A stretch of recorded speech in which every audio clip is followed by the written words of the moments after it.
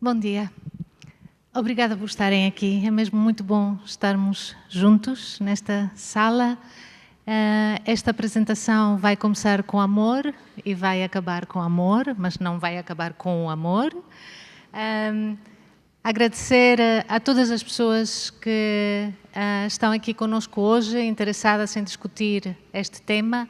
Agradecer à direção da Acesso Cultura e aos associados da Acesso Cultura por tornarem tudo isto possível.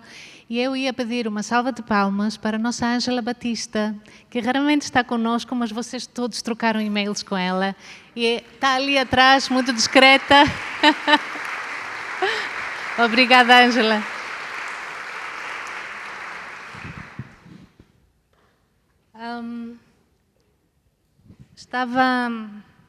Vou ver como vou fazer. Estava a preparar esta apresentação e era impossível não me lembrar. Ontem perdemos um homem bom, um homem inteligente, sensível. Em 2019 estávamos aqui com ele como keynote speaker. O tema da nossa conferência naquele ano era o papel político das organizações culturais. E ele deixou-nos maravilhados naquele momento, como em tantos outros. Para mim, quando o conheci em 2015, foi love at first sight, completamente. E vamos sentir muito a falta dele. Vamos ficar em 2019, esse mesmo ano que nós discutíamos aqui nesta sala o papel político das organizações culturais. Houve uma controvérsia em Nova Iorque e queria lembrar-vos rapidamente desta controvérsia. O Museu de História Natural em Nova Iorque começou a receber críticas porque ia receber um evento, uma gala, onde a pessoa homenageada seria o presidente do Brasil, Jair Bolsonaro. Tinha sido um aluguer feito pela Câmara de Comércio Brasil-Estados Unidos com bastante antecedência. Mais próximo da data, em abril, quando o evento era em maio, souberam quem seria a pessoa homenageada. Como devem imaginar, ter Jair Bolsonaro como pessoa homenageada no Museu de História Natural, um museu ligado à ciência, à investigação, à educação, o conhecimento, era controverso. Lembro-vos, caso se tenham esquecido, que Bolsonaro queria acabar com as políticas ambientais que protegiam a Amazónia, queria abrir mais áreas desta floresta tropical à produção de soja e de carne e também à mineração.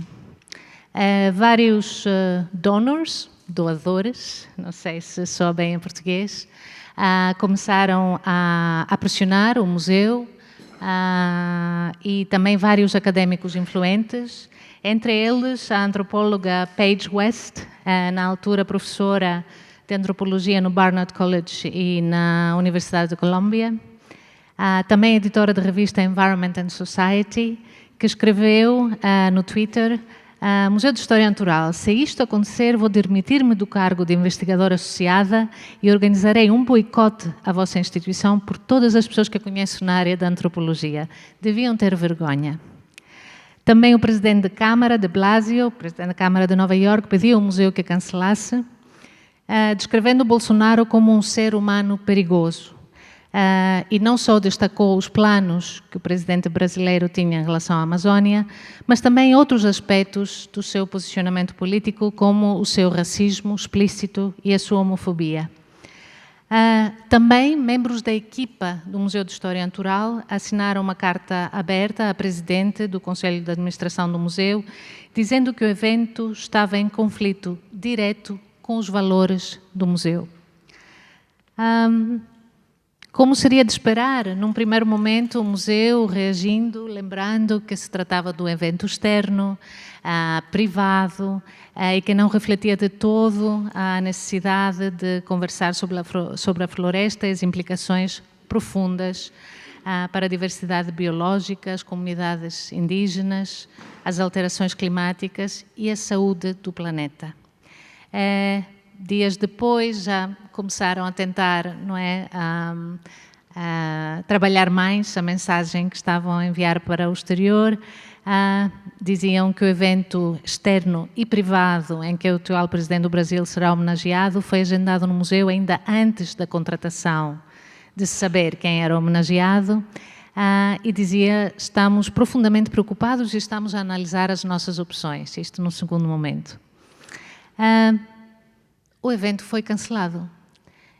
Jair Bolsonaro nem sequer viajou para os Estados Unidos e o museu disse que houve um acordo mútuo, baseado no respeito mútuo que as duas organizações, o Museu de História Natural e a Câmara de Comércio, tinham uma pela outra e, portanto, o museu concordaram que não seria o local ideal para essa gala.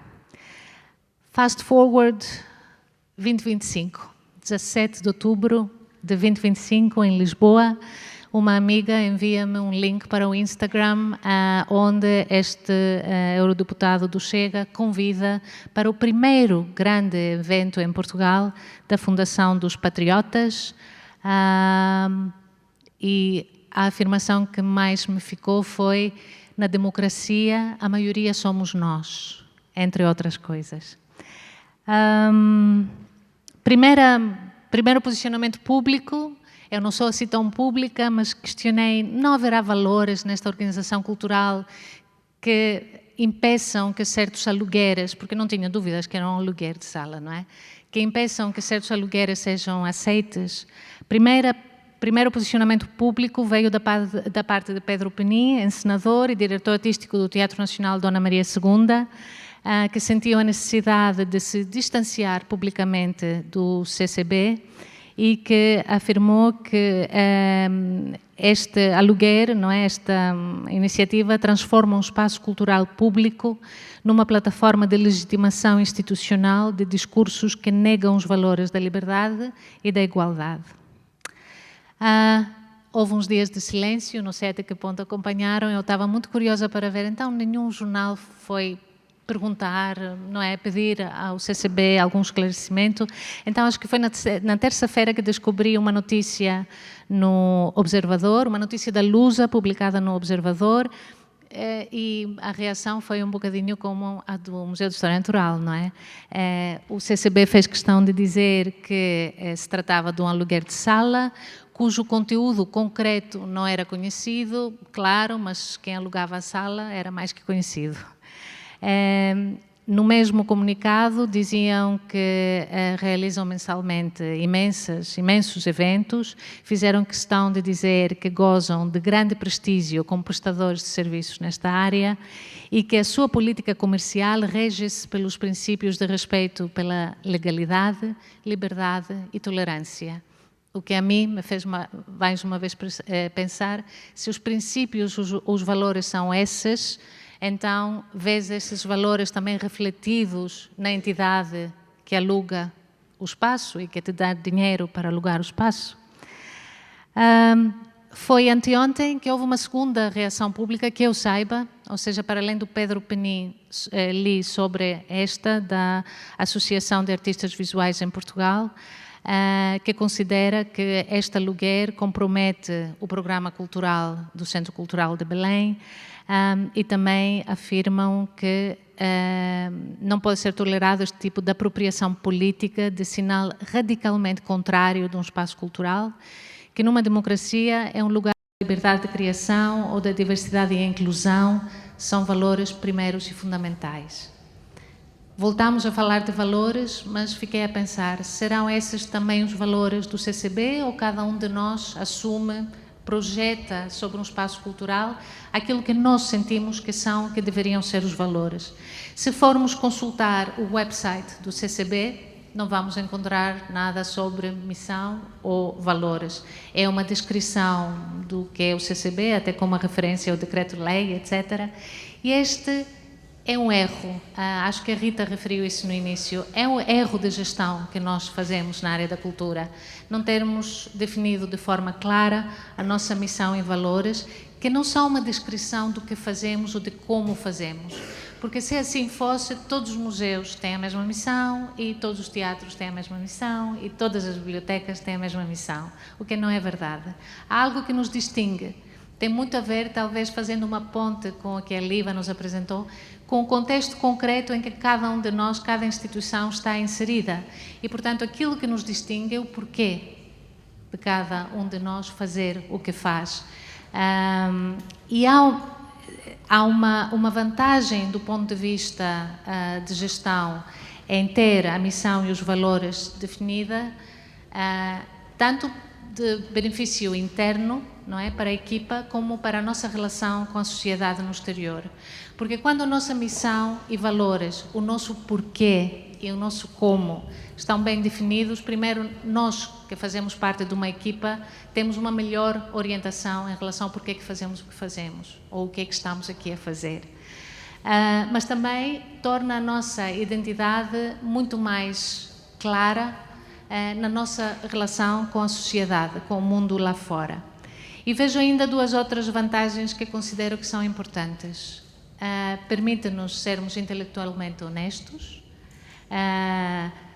é uma forma muito mais coerente e respeitosa de dizer sim e não a certas coisas, e também aquilo para o qual eu, pelo menos, ainda não encontrei uma boa palavra em português, accountability, o prestarmos contas a nós próprios e à sociedade lá fora. Portanto, estas são as principais vantagens que eu veria na definição de uma missão e de valores claros para a gestão cultural de espaços e projetos culturais. Acho que faria sentido dar dois exemplos, como é que eu isso vejo às vezes acontecer na prática em certos espaços culturais. Manchester Museum.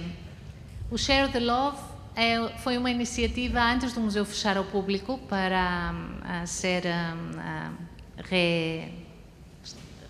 não restaurado, para a palavra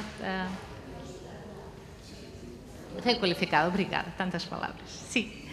Share the Love foi uma iniciativa que aconteceu depois do ataque terrorista de 2017-18 na Arena de Manchester, não sei se lembram, um ataque que marcou, não é, profundamente os habitantes daquela cidade. Então o museu fez uma coisa muito simples, tinha uns cartões disponíveis que se chamavam Share the Love, Partilha o Amor, em que as pessoas poderiam deixar um registro de um ato de amor, por mais pequeno que fosse. Lembro-me de ver um cartão que tinha uma pessoa mais jovem a ajudar uma pessoa mais velha a transportar as compras. E era uma forma simples de lembrar, estamos aqui, estamos juntos, somos comunidade. Volto a fazer a ponte com que a Liva partilhava connosco. Isto é cultura, como olhamos uns para os outros, como cuidamos uns dos outros, como lidamos com a injustiça, etc, etc.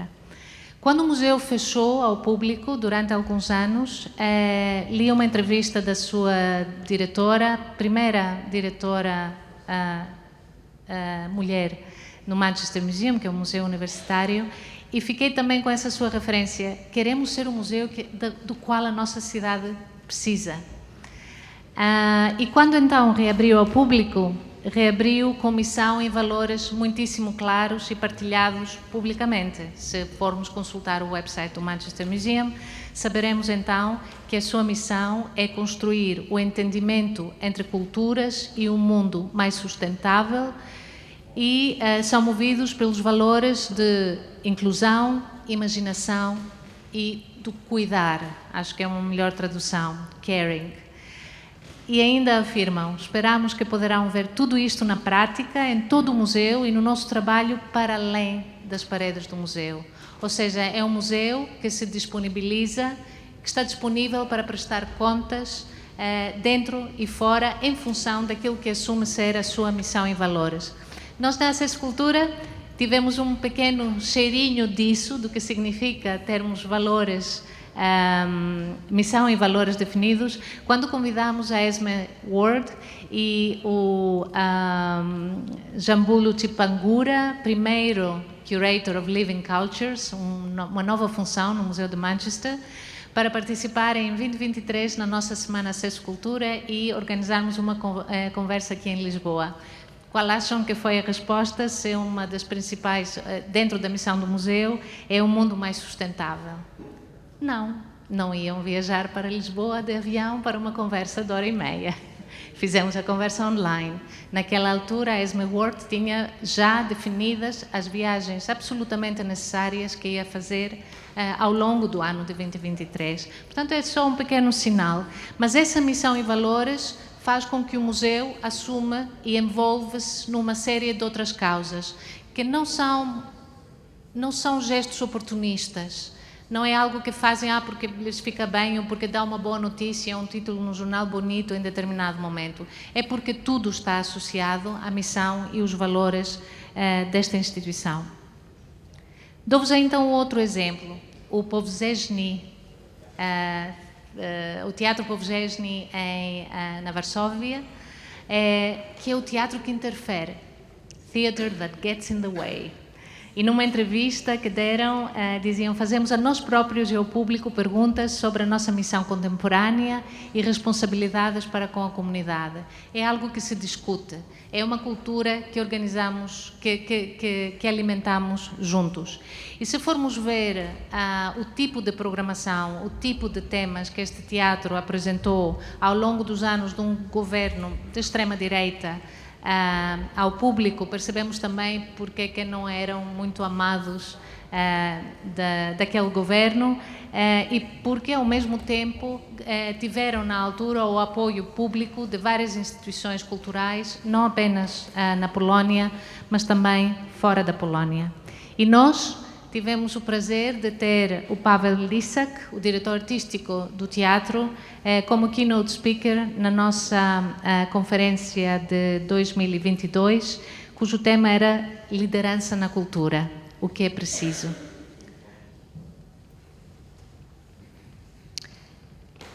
Volto à necessidade de termos uma missão e os valores bem definidos, porque a pergunta desta conferência este ano é: diz-me quem és. E, afinal, quem é que nós somos? O que é importante para nós? O que é não é importante? Como definimos isso em comunidade, com as pessoas que estão à nossa volta, com os bairros em que estamos inseridos? O que sabemos de nós próprios e o que os outros podem saber de nós? Porque sinto que a relação que, como cidadãos, criamos com as instituições culturais do nosso país e de outros até mais longínquos, é uma relação de amizade. Como é que escolhemos os nossos amigos? Em função de quê? O que é que nos torna amigos? Sinto que é a mesma coisa em relação às entidades culturais das quais nos sentimos próximos e as quais queremos apoiar. Penso que ficamos muito mais fragilizados e então em contextos sociopolíticos como este que estamos a viver, quando a missão e os valores não são por nós definidos de forma clara e permitimos que cada pessoa, cada indivíduo projete a sua missão e valores sobre nós, independentemente de nós. E há duas perguntas que eu coloco muitas vezes a mim própria e a momentos em que estamos juntos. A primeira é se conseguimos dar uma resposta à pergunta "So what?". Ou seja, apresentamos programações, fizemos a exposição ABC, apresentamos o espetáculo Y, mas conseguimos dar resposta à pergunta "So what?". O que acontece com esta programação que nós propomos? E a outra é outra pergunta que uma vez saiu-me, alguns colegas sabem, de uma forma assim muito espontânea, numa conferência, e depois fiquei com ela. E se fechássemos amanhã, quem ia chorar por nós? Quão importantes, quão relevantes somos na vida das pessoas para quem dizemos que trabalhamos? Esta seria uma introdução ao tema da conferência deste ano, aquilo que vamos discutir ao longo do dia, mas esta manhã acordei muito cedo, comecei a ler e trago mais uma referência que já está também nas referências no nosso website, as leituras propostas para esta conferência. Li então sobre este comunicado feito nos Estados Unidos a propósito dos valores e princípios para o setor das artes e da cultura, que traz a mensagem "Cultural freedom demands collective courage". A liberdade cultural exige coragem coletiva. É isso que é exigido de nós e a nossa possibilidade, capacidade de responder às perguntas so what? E quem é que ia chorar por nós se fechássemos amanhã? É essa a introdução que preparamos. Vamos fazer uma pausa para um coffee break. Voltaremos com o primeiro painel. Aproveitem para falar um bocadinho mais com a Liva, sobretudo as pessoas que não estão inscritas no seminário da manhã. E aproveitem para se reencontrarem, porque tenho certeza que muitos colegas não se veem há algum tempo. Obrigada mais uma vez por estarem aqui.